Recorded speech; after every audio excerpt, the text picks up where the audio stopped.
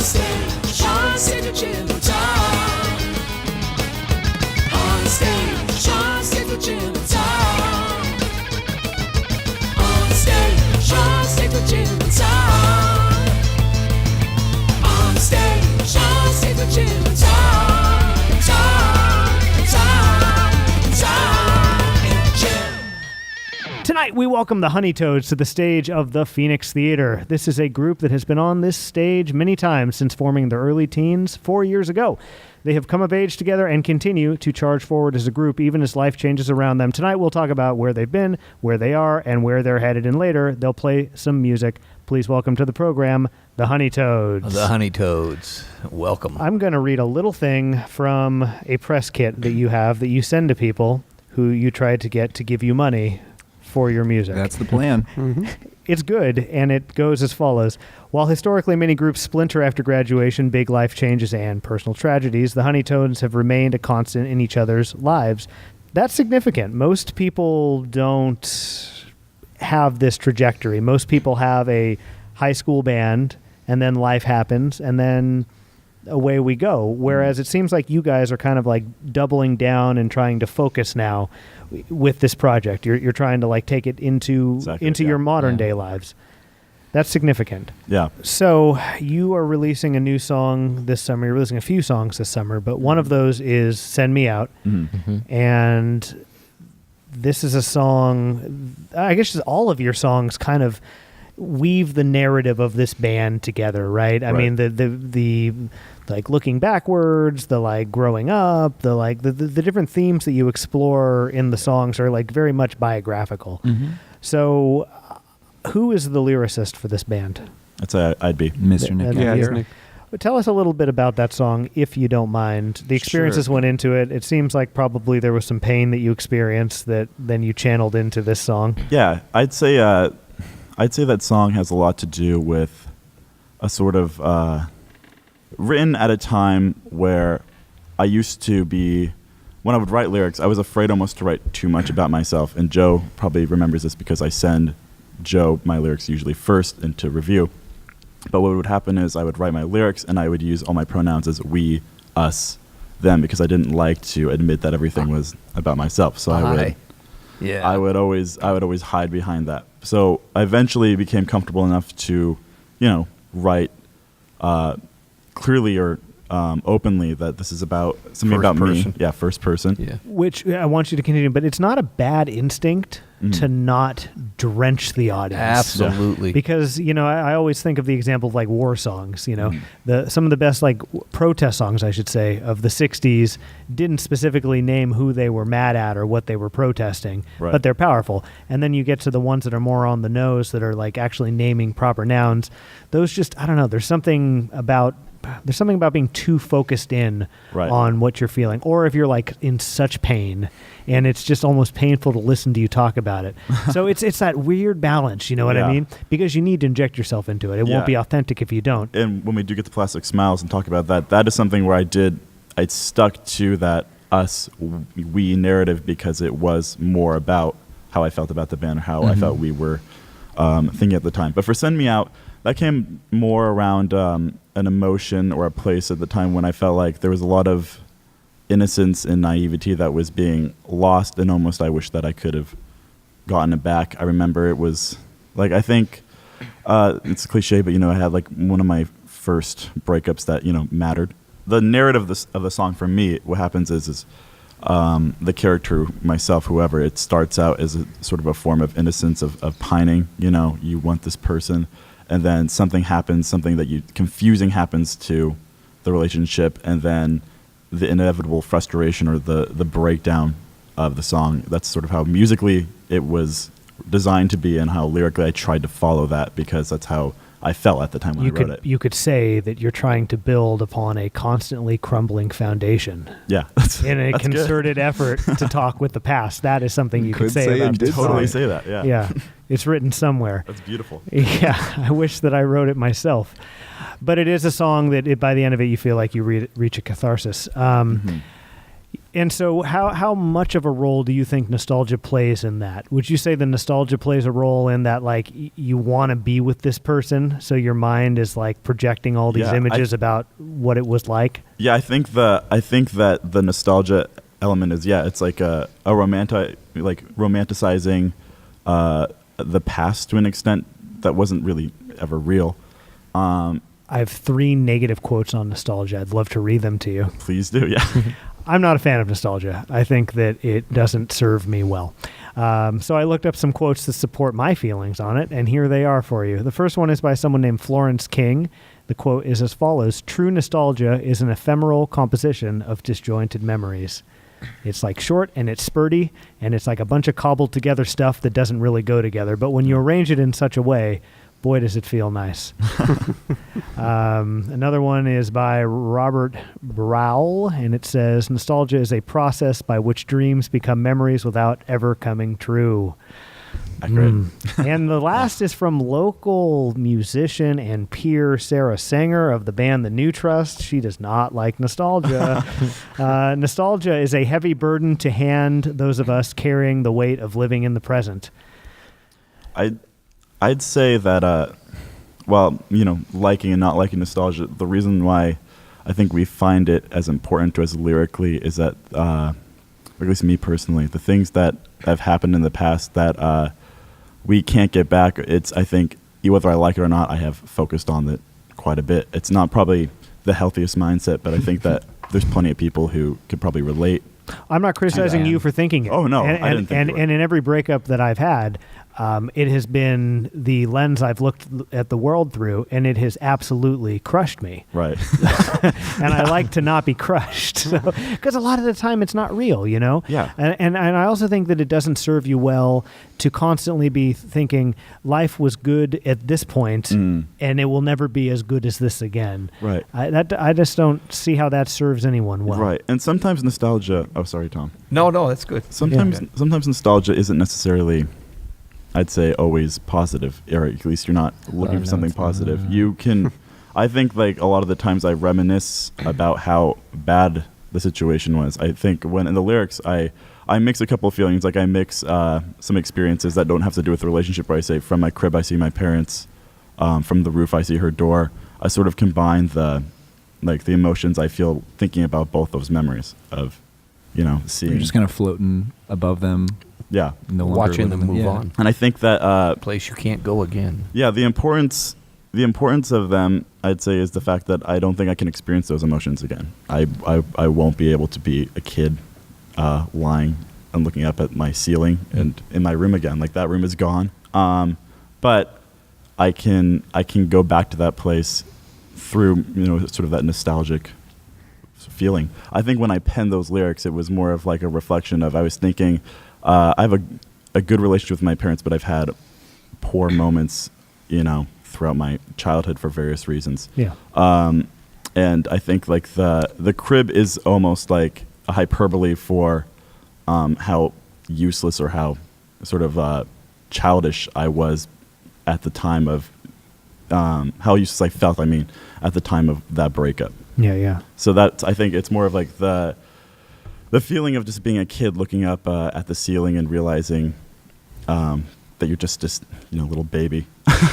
It's like just that's a little like, baby. I think that's where that line came from, and that when I said that line, that's the emotion I had. Another song you guys play tonight is Plastic Smiles, which will come out later this year. Mm-hmm. And Tom, you've spent some time with it. You think it's got some... Yeah, like I say, it's a generational thing, and I get the contemporary visuals. So he's reading his lyrics right now. Yeah. It's plastic smiles melting into the water supply. Shock and awe. You guys are truly defining your generation with just statements like that. You guys were around for shock and awe. You were little kids, I think, during shock and awe when we. This is an Iraq War. Yeah, reference? when we bombed Iraq, that was shock and awe. Nowadays, plastic is a huge issue. And so you're working with these contemporary visuals and contemporary ideals that that absolutely will pinhole you historically on this particular tune. I did try to focus on that type of imagery, I think, to communicate the overall feeling of like the song. Well, the song has a couple themes in it. It's more than one, I'd say. I think musically and somewhat lyrically, it touches upon like a certain amount of anxiety, personal anxiety, which is something that the band like has, a universal, I think, thing that we deal with. And then there is the band they're specialists in this field. Yeah. Yeah. And then, which I think that's why we wanted like this really like driving, unrelenting sort of sound. But then also like thematically, it has a lot to do with people like we respect who, we love, like aging or, making decisions that we never thought they would.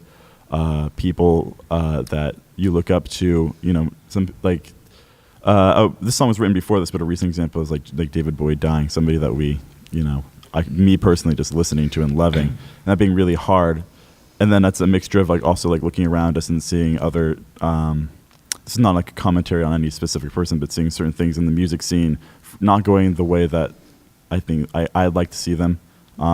Things going away in the music industry where it seems like there's doors shutting, music being funneled into like certain avenues where it feels like things are predetermined by larger corporations or by a system that we can't fit into or control. And I think that's more of an observation. I feel like the line, "The thieves have turned poets, our heroes have grown old, it never gets too hot in here, it never gets too cold," relates a lot to what you just said there. Yeah, that's exactly the point in the song where I touch upon where like, it feels it's a little bit sterile. It's a little bit nothing too offensive, nothing too sad. It just gets... Right. Yeah, and also when I see the line, "It never gets too hot in here, it never gets too cold," there's like the thrill has sort of maybe evaporated a little bit. Everything seems a little preordained. The idea of anything can happen kind of has faded away a little bit. Yeah, that's the sentiment inside of that in that lyric, and I think that whenever I sing it, certain lyrics take on new meanings, but that seemed to be consistent even from the beginning. Like it still feels the same way. You mentioned someone named Mr. Edwards several times in this song, and who is Mr. Edwards would be a question for me. Mr. Edwards is a teacher who I didn't want to name by name, so I changed his name to Mr. Edwards, and he was sort of a person who... he was sort of a person who was almost like... I feel like he's a good composite character that we all know a Mr. Edwards. Yes, tell the story, but right after I read these lines, no, he can't tell the story. Can you tell like a version of the story? Yeah, you like a dumbed down. I don't give away any names. Obviously, you don't give any names. I'll say his name. I'll say. Fuck Mr. Edwards. I'll kill the king. Here's the line of the song that deals with Mr. Edwards. "Tell me, Mr. Edwards, does it hurt to say those things? The mothers are upset with you, and you know what that means. Tell me, Mr. Edwards, does it hurt to say those things? The mothers are upset with you, and you know what that means." So who is this guy, Mr. Edwards?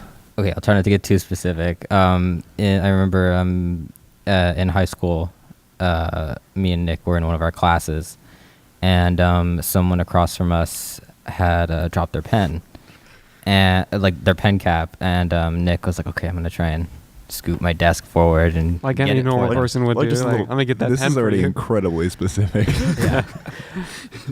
It's already everybody who knows now. Look, nobody from St. Vincent's High School listens to this show. Yeah, the teacher saw that like he was trying to get it with his foot, and he was just like, "What are you doing?" And he like picks up the pen cap. He's like, "Are you serious right now?" And he like throws the pen cap, but like so like full of emotion, and it's just like dramatically into the hallway. Yeah, and then he just turns around and he just calls us like, he's like, "You all are stupid," and just like really just like he's like you're stupid. He's like, "You need me." He's like, "Because I'm your teacher," and he's like, "You are stupid now," and he's like, "I will make you smarter later." He's like, then he turned to me and basically for about 20 minutes berated me to the point of where Dom had tears in his eyes sitting next to me, and I was just sitting there, poker face at that point because all you can do, and just... I was just like, what is happening right now? Well, but the thing is, like, the reason why I included him in that song, not because of just that moment, because he was a man who would say somewhat outlandish things, and like he would say things to us like you are like, he's like, you guys, your age group, like it's like just a failure, like millennials basically. It's sort of like there's a lot of like young people bashing, like especially stuff that he would tell to me personally because he was a chatty guy. He'd like to talk to kids, you know. He was very set in his ways. Yeah, and he basically like in that moment though, like I remember like the emotion of it was so tense where. And I also heard like a story where, of course, like a parent had complained about him, and then he like his action was humorous in the sense of like he was belligerent about it. And I'm like, that's why I'm like, does it hurt to say those things? Like the mother upset with you, and you know what that means? Meaning he was on the cutting block almost to getting fired, which I don't believe he did, but he just had a history of like where I think like just a controversial thing where he like later like married a student like right out of. Well, now that's too much information right there. Yeah, that's very. I don't even pay attention to what your school does, and now I know who the person is. Yeah, that's such a power tripping thing to do. It was. I mean, to me, it's like not being 15, 16, sitting in that sitting in that room with like the power dynamic being totally against me. I can say here, sitting here, it's like that is a power tripper who obviously doesn't have a lot going on in his life that he feels in control of, so he berates and insults young people who can't do anything about it. Yes. Right. And to me, that's like the greatest justice of all, like the recognition of that and the taking away of that power.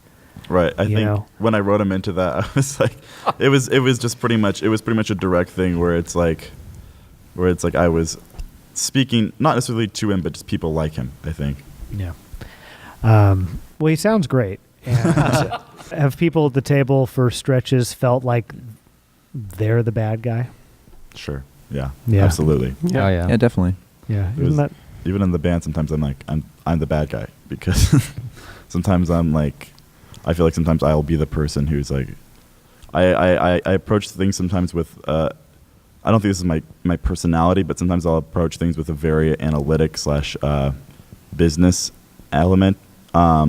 Because I'm like, we have to be efficient in certain things, and then I make decisions that I feel like are insensitive, probably, to the rest of the guys. But I try not to go down that path too many times. But I've definitely felt many times where I'm like, yeah, like I'm being a dick right now to everybody. No, but like, and then a totally different perspective where I feel like the villain in the band is, I feel like that kind of like uncle who just kind of bursts into the family like, oh, I'm back, guys, like let's throw something together, I'm back in town, because I'm the one. All three of these guys live in Petaluma. They'll work for the same company, and a lot of the stuff waits on me. So like I try to get wheels moving and get myself back in town and into gigs, but definitely the sense of it being very reliant on my ability or my personal incentive to get moving and get back for a practice. I definitely do feel like, man, if I lived here, it'd be so much easier. I definitely felt it as well. Like, especially like, I don't know if this was a point that was coming up next, but when we were talking about going to Denver to record, I know that I was like, you guys were like, oh, this could be really cool. Me with like my anxiety putting all these false scenarios in my head of like why I shouldn't go and what could happen. I remember I had to be like, okay guys, can you come over and just let me talk about what's going on? Because I mean, and it's not just that time, but I just felt like because my mind thinks too much, it's caused me to miss out on a lot of opportunities. And I'm glad these guys kind of reassured me, like, you know what, none of these things are going to happen. You don't know that. It's going to be fun. We're going to have the four of us in a car. It's going to be great. It sounds like for you particularly, but I bet you all have your own experiences with it. Sometimes there's moments where the band is kind of what keeps you going. Yeah. You guys even mentioned in here, I won't ask you for the specifics, but you mentioned personal tragedy. You mentioned big life changes. I mentioned in the intro that the world has changed around you. You're not in high school anymore. You've probably suffered some loss. Some of you live in different places, but like this band is something that through a lot of effort you've kept together. I think about the people that I knew when you were what, 13, 14 when you met? Yeah, about 14, 15, yeah. Very few of those people are still in my life. Very, very few. And I would even say that by the time I was in my early 20s, a lot of those people weren't in my life anymore, because that's just generally not the way it goes. Yeah. You hang on to a few, but the fact that you guys have not only been able to maintain the friendship, but maintain a creative collaboration, grow together, compromise together, kind of push each other to do new things that you wouldn't do otherwise. That is a remarkable thing. Oh yeah. We all have that, right, in our personal relationships, but you guys have a project that like is representative of that. Every piece of art you put out is something that all of your fingerprints are on and that you all essentially sign off on. And when you look at it through that lens, it's special. We have focused on the music some tonight, but I'm also glad that we've kind of put the spotlight on what your relationships are together, because this band is a product of that. It's a product of your friendship. Without the friendship and the love that you have for each other, this band wouldn't exist. I guess what I'm getting at is when a band comes on, like this show in particular, or you listen to an album that feels plastic, that feels like everyone's been cobbled together because they're just really good at their instruments, and there's not a lot of heart, there's not a lot of soul, there's not a lot of connection. You can feel that, right? Yeah. You know, that's why you write a song like Plastic Smile, because you can feel inauthenticity. We all can feel something when it's not authentic, right? Right. Yeah. And when we sit here tonight and we talk about the relationships that you have with each other, it's authentic. How could it not be? You met when you were 14. You've put up with probably some bullshit. You've had some good times. You've had some bad times. And you're still doing it as you go into your 20s. And there's something very significant about that. And I'm glad that we got to kind of talk about that here tonight. Thank you very much for having us. Thank you for having us. Yeah, and I'll just read the last part of my intro, which is this is a band that seems like it has a renewed sense of purpose and focus, and it is a lot of fun to watch you guys kind of shape-shift, transform, grow up together, make music that sounds different than it did 4 years ago, and we're excited to see where the whole thing goes. So thanks for spending time with us tonight, and in just a moment, we get to hear what the newest batch of Honeytones music sounds like, because you're going to play 4 songs for us, 3 originals and 1 cover by Dive. Yes, sir. Yeah. Yep. Thanks for joining us, guys. Thank Thank for you. having Thank us. you. Thanks.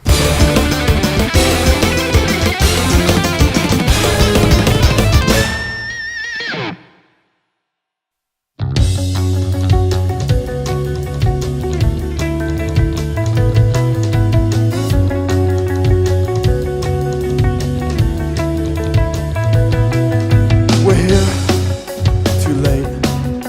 Oh well, the tears that made our cheeks go raw, and now it comes in waves. It's just a case of shock and awe. Now it doesn't matter what you call yourself. It never really mattered what you ever called yourself. And now the plastic smiles mountain to the water supply. If we're not human beings, doesn't matter if we die. Oh, the thieves have turned poets. Our heroes have grown old. Oh, it never gets too hot in here. It never gets too cold. It's not like there's a reason that's just been simply lying around. It makes us feel less sick, so we'll probably just choke it down. And now you're acting like it matters just a bit. Basically you're drowning in the loneliest of tricks. And now we've got a reason that's just as good as yours. You can stare at your disease until it's finally cured. Oh, the thieves have turned poets. Our heroes have grown old. Oh, it never gets too hot in here. It never gets too cold.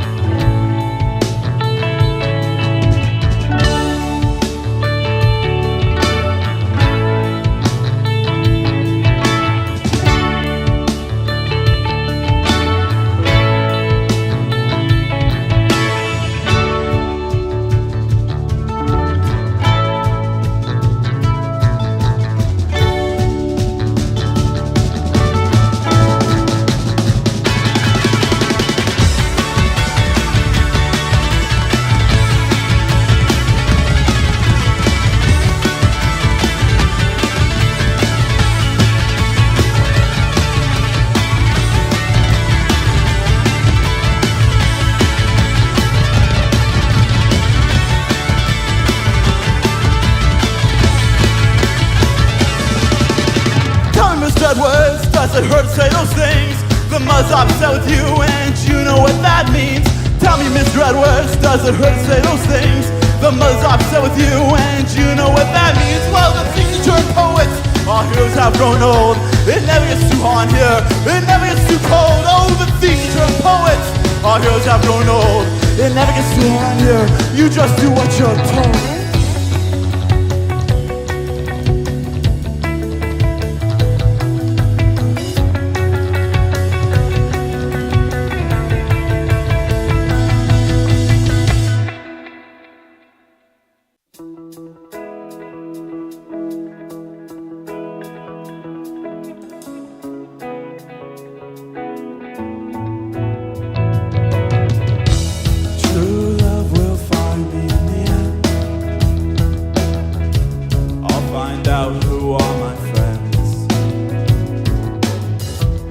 I'll leave my romance off the stick and choke on all the odds and ends. You can tell me anything now and go about your daily life. And I would love to be the answer. Well, I guess I'm just the knife. Well, I don't know, but I care. It felt so simple, it's impolite to stare. Well, trade me in, please. Send me out. Congratulations. What are you talking about? I can feel my body breathing. Is there a thought I haven't killed? I know you're looking for your answer. Well, I hope it makes you feel fulfilled. From my crib I see my parents, and from the roof I see her door. I know you're looking for your answer. Well, I guess we're all just little chores. Oh, I don't know, but I care. It felt so simple, it's impolite to stare. Well, trade me in, please. Send me out. Congratulations. What are you talking about? I watched you change like a writhing light, as if we were colors bleeding into you, as if we were degenerate screams looking for a fight. I sorta hoped you'd go down with us too.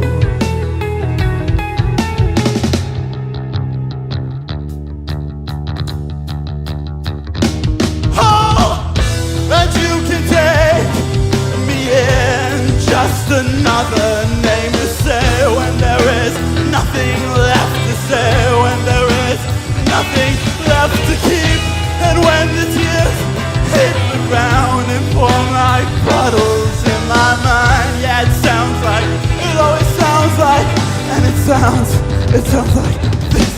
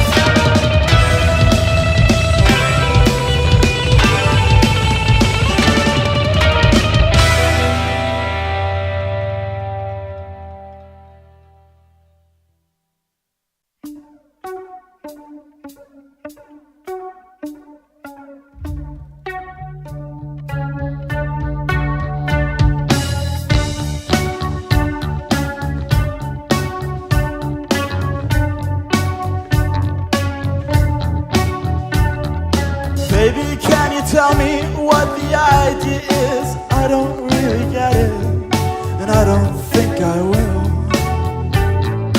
Maybe explain it like you always do, without any words, at least none that are true. Somehow surprised that it happened twice, I didn't want to say it, I think I always knew. I don't really care much for the things you try to do. I try not to act like that so I don't end up like you.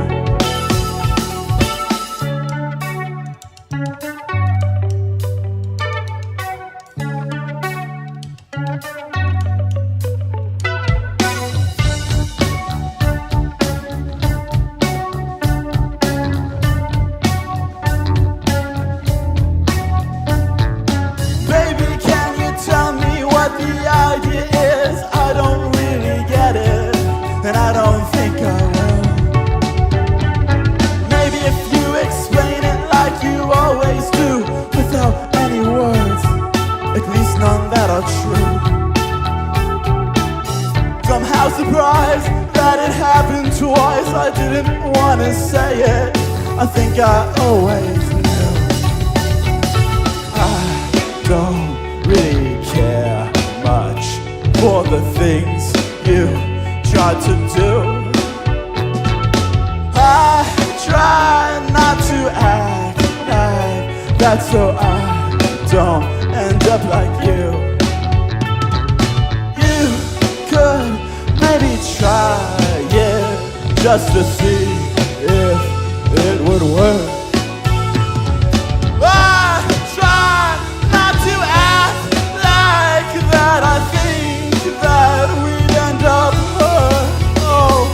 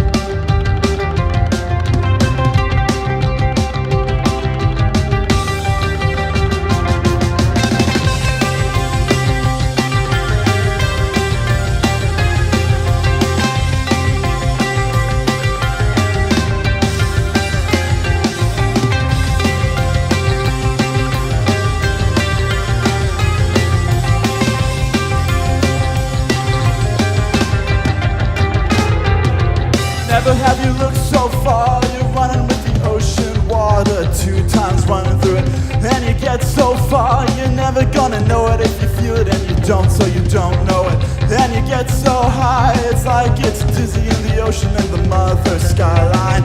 And you get so far, it's like you didn't know it, but you do.